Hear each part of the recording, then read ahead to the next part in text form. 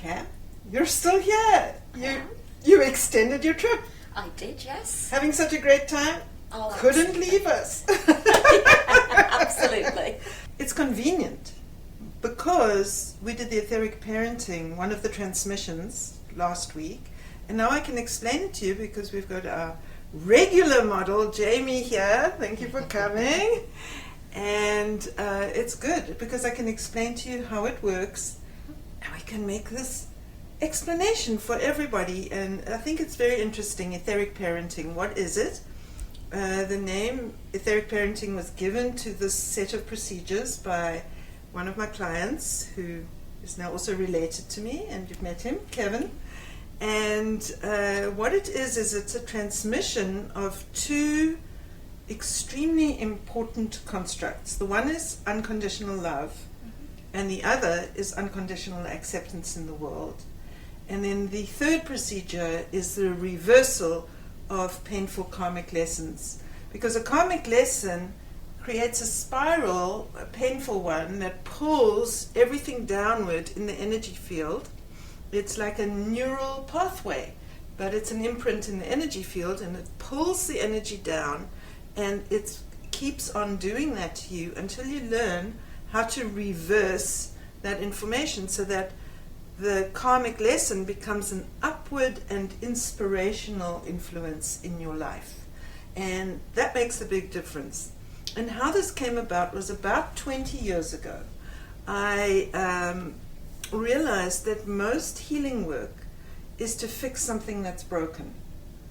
But as a psychologist, because I am a trained psychologist, it's what's missing in people's lives that is often driving them into behaviors that are not as positive as we would like, traps people in behaviors, and the quest for unconditional love just goes on and on and on. And the quest for unconditional acceptance in the world also just goes on and on and on. And the battle with our karmic lessons, that too, just seems to go on, not just in this lifetime, but from lifetime to lifetime. And I downloaded this material from the spirit dimension. They taught this to me, explained it to me, and I'm glad to explain it to you now as well. Thank you.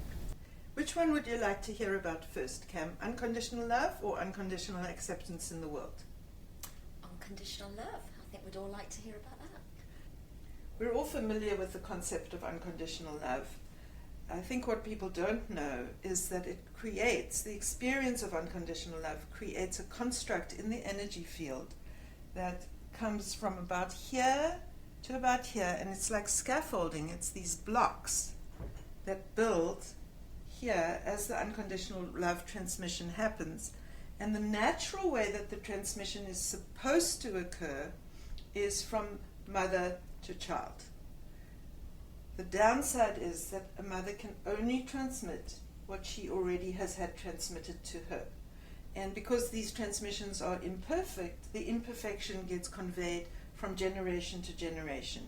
And then also we know that many children do not receive unconditional love. And that unconditional love is from before birth to age 3. And that's when that scaffolding is meant to build. And most people have some scaffolding here, but it can be broken. It can look like a broken window pane, or it can be dismantled in some way, or damaged in some way, or just not have come in to this area. So you do want the scaffolding to be here and to build across like this. And you even want the energy to flow, which you can imagine as Christmas lights lighting it up. But first you do the transmission, and then you can get the energy to flow and the scaffolding to light up with the Christmas light effect. And it kind of stretches to here. Now to see the scaffolding, you have to tune in from the feet, and I'll show you like this.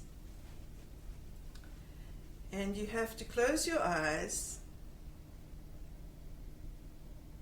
and ask. You have to use intention and ask, please let me see what the scaffolding on Jamie's side looks like, the unconditional love scaffolding. And it's here on the right side of the body. That's where it will build.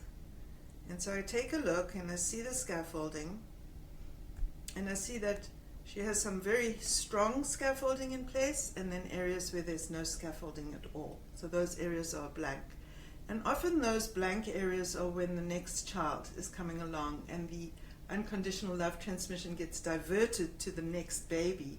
And I did see something like that once in someone, and I said, wow, there's just this section here at about age 5 that's missing. And she said, that's when my brother was born, and he was very sick, and my mother's attention had to be completely on my brother. So it exactly mapped to when that experience was.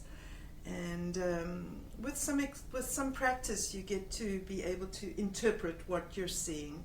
And the interpretation isn't what's so important. What is important is to get an angelic presence or a spirit guide to give the transmission through you. You can't do it yourself. You don't want to use your own energy for that, because your own transmission was probably imperfect. We're all just human, and our parents were just human too. And so when we can get that transmission from an angelic presence, it's very, very powerful and wonderful, as you experienced during the week with the Unconditional Acceptance in the World transmission. So that's where we want to go. After I've checked what the scaffolding looks like by tuning in, closing my eyes, asking to be shown what the scaffolding looks like, then I prep the lower leg and foot. And I use this Kunzite, and I just grid the lower leg like this. And I do a full gridding. And then I add a drop of my second chakra soother potion, which is very attuned to love and unconditional love and so on. Now, of course, I make this myself, and so what you can use is an aromatherapy oil called Geranium oil. And Geranium oil, you just put a little dab here, like that. You just use your aromatherapy oil, and you put a dab on the top of the foot chakra and on the bottom of the foot chakra. If you happen to have the potion and manage to get the recipe out of me, which could be hard, then you can apply the potion to the feet. And in any case, you want to do this kind of action of stroking gently with the fingertips. And it's a form of attunement, and there's more to it than that. It's part of the channeling. I don't even know what all is happening. I just know this is what needs to be done. So, Viv, are these oils readily available? The aromatherapy oils? Yes. I'm glad you asked that question, and we can come back to it. But you cannot just put aromatherapy oils on people. You have to check for allergies. You have to check that it's okay. So ask permission. We're not massage therapists. We need to remember that using aromatherapy oils, that's not what the person came to us for. We need to check, is it okay to use the oil? You do not have to use the oil. Intention and the guides will make it work. The crystals help. This is all done on a thought plane with the spirits. These are all things to help us attune. And yes, these are oils that are readily available. Any aromatherapy provider should have and will have geranium oil, frankincense oil, and neroli or orange blossom oil. These are readily available oils and easy to get, but this can be done without the aromatherapy. It just happens that the spirits love the fragrances. In shamanic practice, you often use herbs and items that will give off a fragrance to attract the spirits in for a stronger experience. And yes, it does heighten the experience, it heightens the attunement. It's an aid, but it's not essential, even if it's called an essential oil. I love my joke. And then after prepping, I hold the foot, I close my eyes, and then I open my heart chakra in the back here. If you'll turn around, I can show the camera.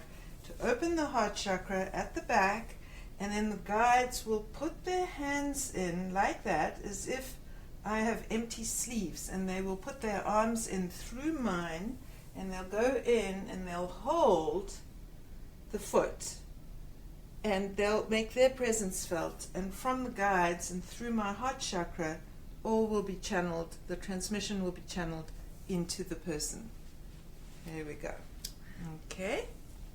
Now after you've done the transmission on the right side, Then you go and you do the identical preparation on the left side, just like so, and of course you do it properly and thoroughly, and you put your dab of geranium oil top and bottom of the foot chakra, or you use the potion, and then you're doing this movement again, and you want to be just as thorough. Even though you feel like you've done the transmission once, you do want to be thorough, because of course it's usually taking 3+ years for the unconditional love transmission to build from mother to child, and you want to give it a decent amount of time. And then you hold the foot again, tune in again, and allow the transmission a second time. And you check that it is building. And it might not build completely in one session.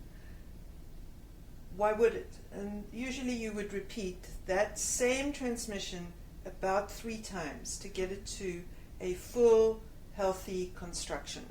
The second transmission is unconditional acceptance in the world. And that transmission is meant to happen from father to child, from age 7 to 11, sometimes to age 14. Why sometimes to age 14? I don't know, but this is what I've observed over the 20 years that I've been doing this. And that is a set of hooks that come from here, and it's like little hooks that come up in the energy field like this. And those hooks, then when people acknowledge you or praise you or say you did a good job or give you positive feedback about yourself, a little loop gets hung on that hook. And the more and more acknowledgement you get, the more and more you feel accepted in the world, the more and more you feel you have your place, that forms a chain of loops. Now, if there's no hook, no matter how much people acknowledge you, no matter how much good feedback you get, you never get an experience that actually sticks and builds, because there's no hook for that to hook onto, for that loop to loop onto that hook. And so what you want to check is whether the hooks are coming out like this into the energy field, like this, all the way down, again from about here to about there. You want to have all these hooks lined up. That's what you want. Just these hooks in the energy field, all lined up like that. And some children don't even have fathers. And again, only what has been transmitted to the father can the father transmit. And so again, from generation to generation, there can be deficiency. And people are very driven. Some of the most successful people do not feel acknowledged, do not feel accepted in the world. Their drive for success is in order to get that acknowledgement, that in order to feel like they're accepted in the world, to give themselves a place in the world, but it's a never-ending quest because there are no hooks in position, and so they can never feel that satisfaction. It's a very hungry, driven feeling when you don't have those hooks in place. Okay. So to prepare for the unconditional acceptance in the world transmission, I like to use this pink Danburite. Danburite is the stone of self-acceptance and self-love, and I don't think there can be a better stone for unconditional acceptance in the world than Danburite. And so again, we prep, like so, with the gridding, etc., etc. And then the aromatherapy oil to use for this is frankincense. And you put a dab of frankincense here and a dab of frankincense in the sole of the foot, and you do your stroking like this. And again, you start on the right side and you tune in, and you let the guides put their hands in through your heart chakra, all the way down your own hands, into your hands. It's like a glove, you see, and they fit themselves in like a glove. And the way that I found this out was one day I looked down at my hands and I saw these fingers sticking out from my hand, and I realized that I was channeling, and that's what had happened, that the guides had come in through my heart chakra. It was quite creepy actually, but it did teach me something for sure. And that's what the guides will do if you know how to organize yourself to be a channel in that way. And intention is always the key. So there I am, holding the foot, and I'm just taking a look. I'm not doing the transmission because we didn't do a proper prep yet. And I'm just looking and looking at the hooks, and I get my read, and then I'll do the transmission. Now, like with the unconditional love transmission, you do have to do both feet, and so we prep the left leg now. I'm just doing a facsimile prep for explanation purposes. And then again, you you dab on your frankincense, top of the foot chakra, sole of the foot chakra, and then you do your preparation with this gentle touch, like so, that grooms the energy and attunes everything. And then you do the transmission from the spirit guide. And of course, some people have other beings, like a power animal or someone like that they work with, and that too, that will also work. Whoever comes forward, the spirits are eager to step forward and help us, and all we need to do is ask. There we go. For reversing the direction of a karmic lesson from downward to upward, so that it becomes uplifting and not a source of pain and misery, I like to use the Phurba to grid the lower legs, and then I like to use Neroli or orange blossom oil. It has a wonderful fragrance and vibrational frequency that matches exactly for that element. And so then what you do is you hold the foot after you've done your prep with the gridding and the aromatherapy oil. Then you hold this and you hold the foot and you look at the spiral. And then you ask for it to be reversed, and you watch as it changes direction. Instead of coming down, it starts to turn and go up. What a relief that is. Now, of course, this is very life-altering when you do these procedures, and it may be that you don't talk for a week afterwards. Me? Okay.